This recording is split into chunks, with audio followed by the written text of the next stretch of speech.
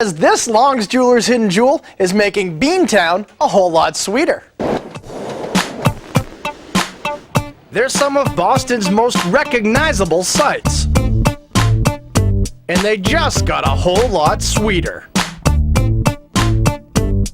These incredible edible images of Boston are baked up by a company called A Dozen Eggs. They specialize in hand-iced sugar cookies that are as much fun to look at as they are to eat. A Dozen Eggs makes cookie collections for all seasons and occasions, but their Beantown tin has put them on the map. People really liked the Beantown cookies, and a lot of people really liked that they had a cookie that is Boston. We sort of sat for a while and thought about all the different types of cookies we could do to represent Boston, and really a lot of the things that we thought of were signs. This is our Citgo sign cookie, which is sort of something that when you see it you think of Kenmore Square and Fenway Park. In Newbury Street, I sort of wanted to appeal to people who come to Boston to shop. When you come to Boston, how do you get around? You take the T, and I thought this was kind of a simple and kind of cool cookie. But there are more than just signs on this tasty tour of Boston. Red Sox Nation is fully represented. I didn't really want to steal the Red Sox and write Red Sox on the jersey, so I figured a jersey that was red and white that said Boston would sort of get the message across. There's even a salute to the Swans. The Swan Boat was my most difficult cookie.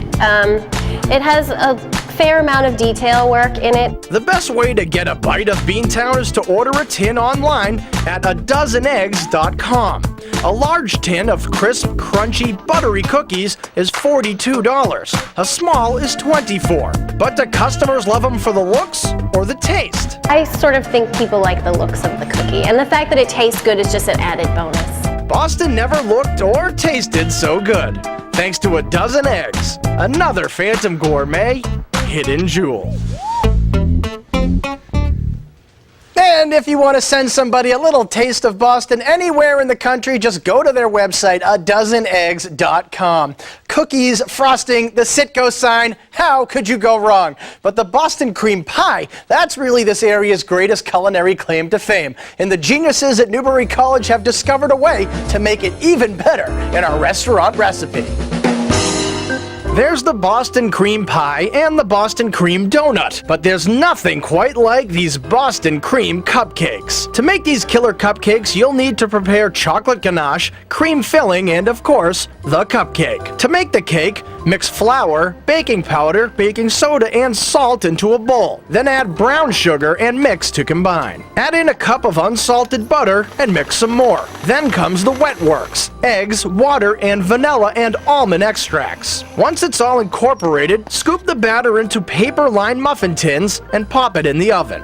To assemble, use a sharp knife to cut a hole in the center of the cupcake, and using a pastry bag, squeeze, squeeze, squeeze the cream into the cavity of the cupcake. Now dip the cupcake into the glistening ganache, making sure the top is totally smothered in chocolate. To finish, pipe on some more ganache, sprinkle on some shaved chocolate, and don't forget the cherry on top. For the complete restaurant recipe from Newbury College, log on to phantomgourmet.com.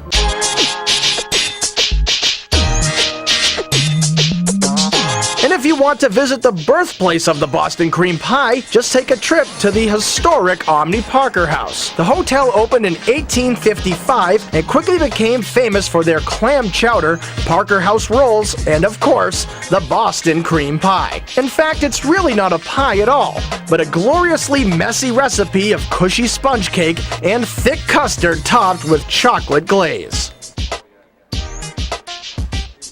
Boston, the greatest city on earth, or what? All right, coming up next, it's Phantom's toughest assignment of the day. Out of all these dishes from all the amazing restaurants in Boston, there could be only one dish worth driving to. Put on your seatbelt. We'll be right back.